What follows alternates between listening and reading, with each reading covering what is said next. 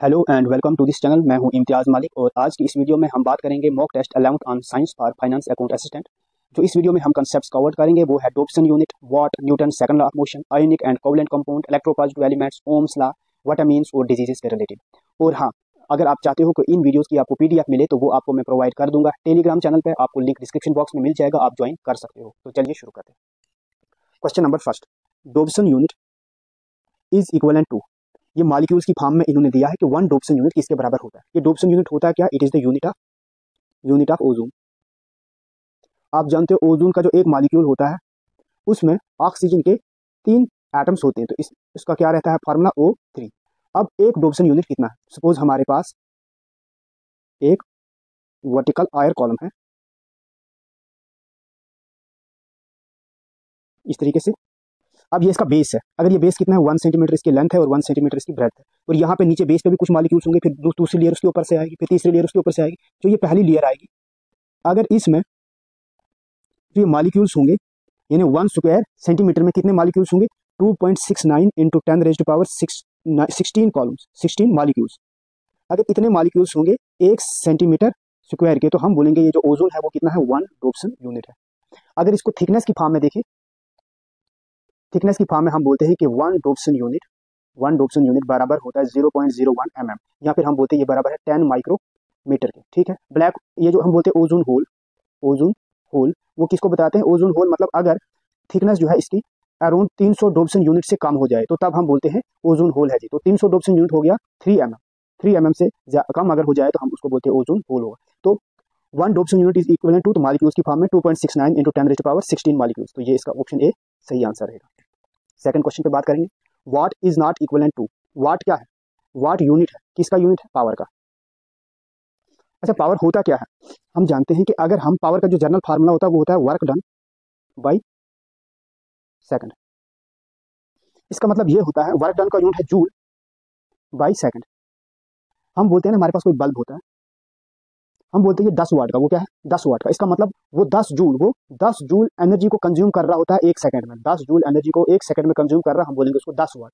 1 joule energy consume कर रहा 1 second में, हम बोलेंगे ये 1 वाट का है। तो what is equal two joule by second के, तो आ गया जूल बाय सेकंड के इक्वलेंट है। ये तो आंसर नहीं आएगा, इधर नॉट पूछा है तो ये आंसर इसमें नहीं आएगा। इसकी और भी कुछ इक्वेशन होती है पावर की। देखो ये पावर जब निकालोगे आप तो वहीं से यूनिट भी निकलेगा। एक तो जनरल मैकेनिकल इक्वेशन इसकी ये है, power equal to work done upon time. तो यहाँ से हमारा जूल बाय सेकंड इसका यूनिट आया, तो जूल बाय सेकंड को ही हमने वाट बोला। अब हम पावर को ऐसे भी बोलते हैं ना, power is equal to V into I. What is V? V is potential difference. What is I? I is current. अब V इंटू आई की फॉर्म में अगर है तो तब यूनिट क्या बनेगा इसका? देखो V है पोटेंशियल डिफरेंस, इसका होता है वोल्ट, और I है करंट, करंट का यूनिट होता है एम्पियर, और वोल्ट एम्पियर भी इसका यूनिट होगा। तो वोल्ट एम्पियर ये है, तो ये भी आंसर में नहीं आएगा, ये भी वाट इसके इक्विवेलेंट होता है। मतलब अगर 1 वोल्ट से 1 एम्पियर करंट चलता है, अगर बैटरी लगी है ना ऐसे, इससे 1 वोल्ट की बैटरी से अगर करंट 1 एम्पियर चलता है तो हम बोलते हैं जी ये पावर कितनी है? 1 वाट है। तो ये इसका आंसर नहीं आएगा। तीसरा एम्पियर्स ओम। देखो हम ना इस वोल्ट को इसमें से एलिमिनेट कर सकते हैं ओम्स लॉ को यूज करके। हम जानते हैं V equal to I R, Ohm's law के according V equal to I R. अब इस V की जगह हम आई आर लिख लेंगे, तो पावर किसके बराबर हो जाएगा? V की जगह आई आर, और यहाँ पर ये आई, तो ये आया आई इंटू आई स्क्वायर आर। ये पावर की एक और इक्वेशन बन गई। अब इसके हिसाब से पावर का यूनिट क्या होना चाहिए? आई क्या है? एम्पियर, तो एम्पियर का स्क्वायर, और रेजिस्टेंस का यूनिट होता है ओम। एम्पियर स्क्वायर ओम, पावर का यूनिट आया हमने वाट इक्विवेलेंट हुआ, तो एम्पियर स्क्वायर ओम है, तो ये भी इसका यूनिट हो सकता है, वाट इसके इक्विवेलेंट है, तो ये भी इसका आंसर नहीं आएगा। तो अब सीधी सी बात है, वोल्ट स्क्वायर ओम आएगा इसका आंसर। अगली बात करेंगे क्वेश्चन नंबर 3 पे। A simple circuit has 60 volt battery and a resistor of 5 ohm, what will be the current in the circuit. यहाँ पर दिया क्या है? पोटेंशियल डिफरेंस V दिया है 60 वोल्ट, और रेजिस्टर बताया है इन्होंने 5 ओम का है। इन्होंने पूछा है करंट कितना होगा, तो यही अभी जो मैंने ओम्स लॉ की इक्वेशन बताई थी, क्या? V equal to I R, ये है Ohm's law, V equal to I R. तो यहाँ पर V डाल दो, V है हमारा 60, I कितना है पता नहीं है, और R कितना है? R हमारा 5 है। यहाँ से I निकल जाएगा, I किसके बराबर हो जाएगा? 60 अपॉन 5। 5 1 5, तो ये 12 से इसको काट जाएगा, तो I हो जाएगा कितना? 12 एम्पियर। तो सही आंसर कौन सा आएगा? Option 1। Question number 4, consider the following statement. और ये यहाँ पे 2 स्टेटमेंट दिए हैं, तो हमें करेक्ट वाले चूज करना है। पहला स्टेटमेंट है metals are electropositive elements. Electropositive elements कौन से होते हैं? इलेक्ट्रोपॉजिटिव एलिमेंट्स वो एलिमेंट्स जो इलेक्ट्रॉन ना लूज करते हैं, जब वो इलेक्ट्रॉन लूज करते हैं तो इनके पास पॉजिटिव चार्ज आ जाता है, तो ऐसे वाले एलिमेंट्स को बोलते हैं हम इलेक्ट्रोपॉजिटिव एलिमेंट्स। और मेटल की भी यही खासियत होती है, यही कैरेक्टरिस्टिक होती है मेटल की कि ये इलेक्ट्रॉन्स को लूज करता है। जो ऑब्जेक्ट इलेक्ट्रॉन को लूज करेगा उसमें पॉजिटिव चार्ज आता है, उसे हम इलेक्ट्रोपॉजिटिव कहते हैं। और वो ऑब्जेक्ट या वो एलिमेंट जो इलेक्ट्रॉन को क्या करता है, गेन करता है, जब इलेक्ट्रॉन गेन करेगा, इलेक्ट्रॉन के पास नेगेटिव चार्ज है, इसमें ओवरऑल नेगेटिव चार्ज आ जाता है, हम उसे बोलते हैं ये है electro negative element. But metal electron lose करता है, इसमें पॉजिटिव चार्ज आता है, तो मेटल इलेक्ट्रोपॉजिटिव एलिमेंट है। ये स्टेटमेंट तो सही है। दूसरा, the most abundant metal in the earth crust is iron. क्या आयरन सबसे ज्यादा है अर्थ की क्रस्ट में? Most abundant element on the earth crust is aluminium, वो कहीं around 7% of the earth crust है, और आयरन दूसरे नंबर पर आता है, यह 4%। तो इसलिए दूसरा, ये सेकंड स्टेटमेंट क्या हो जाएगा, गलत हो जाएगा। तो करेक्ट वन पूछा है तो सिर्फ पहले वाला सही रहेगा। Question number 4, black foot is caused by mercury, cadmium, arsenic या फिर नाइट्रेट। मरकरी से कौन सी डिजीज होती है? मीनामाटा। कैडमियम से इटाई होती है। आर्सेनिक से होती है ब्लैक फुट, और नाइट्रेट से होती है ब्लू बेबी सिंड्रोम। पूछा क्या है? ब्लैक फुट, तो ब्लैक फुट आर्सेनिक से होता है, ऑप्शन सी सही answer. Question number 6, consider the following statement. Respiration is endothermic reaction, photosynthesis is, ये respiration is exothermic reaction, photosynthesis is endothermic reaction. तो आपसे करेक्ट वन पूछे हैं। एक्सोथर्मिक रिएक्शन और एंडोथर्मिक रिएक्शन क्या होती है? एंडोथर्मिक रिएक्शन, जब भी हम कोई रिएक्शन करवाएं, उस रिएक्शन को करवाने में अगर हमें हीट या फिर हीट छोड़ के आप किसी भी किस्म की एनर्जी बोल सकते हो, कोई भी एनर्जी एज इनपुट देने पड़ता है, तब जाके वो रिएक्शन हो, उसको हम बोलते हैं एंडोथर्मिक रिएक्शन। मतलब एनर्जी वहां पे कहां पे आती है? रिएक्टेंट्स में आती है। जैसे किसी भी चीज को आप हीट करते हो, तो हीट करने से वो रिएक्शन हो जाए तो वो हो जाती है एंडोथर्मिक रिएक्शन। चाहे हीट करने से वो रिएक्शन हो, यहाँ पर लाइट देने से वो रिएक्शन हो, या फिर करंट देने से वो रिएक्शन हो, ऐसी वाली रिएक्शन को एंडोथर्मिक रिएक्शन हो, जिनके इनपुट में हीट जाती है, यानी रिएक्टेंट्स में।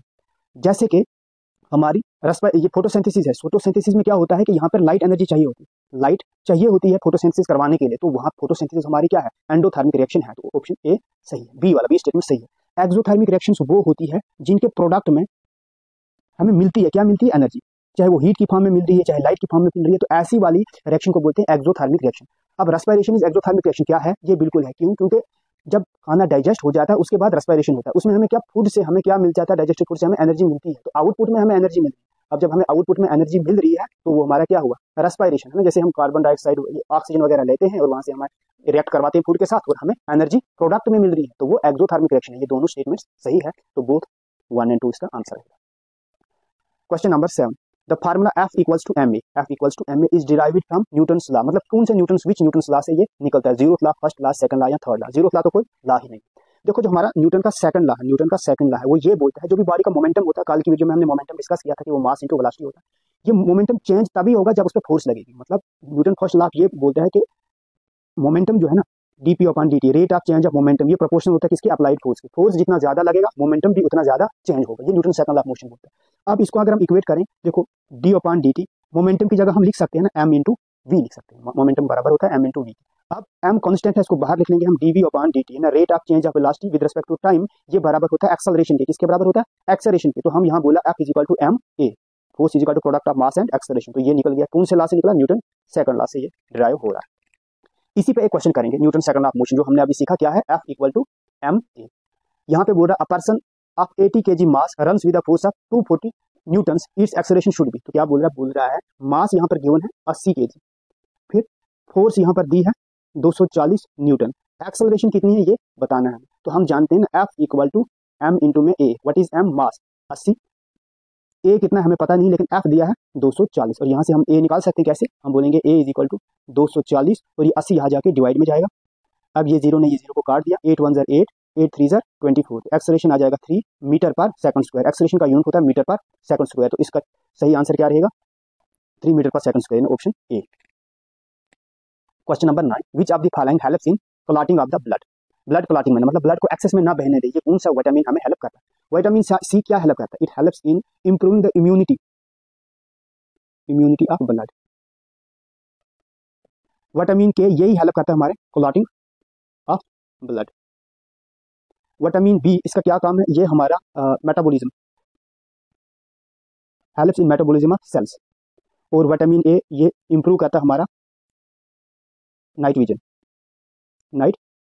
Vision and eye sight. Blood clotting का पूछा, क्लॉटिंग ऑफ द ब्लड, तो विटामिन ये इसका सही आंसर रहेगा। लास्ट क्वेश्चन आज के इस टेस्ट का, कंसीडर द फॉलोइंग स्टेटमेंट्स, ये 2 स्टेटमेंट दिए और करेक्ट 1 पूछे हैं।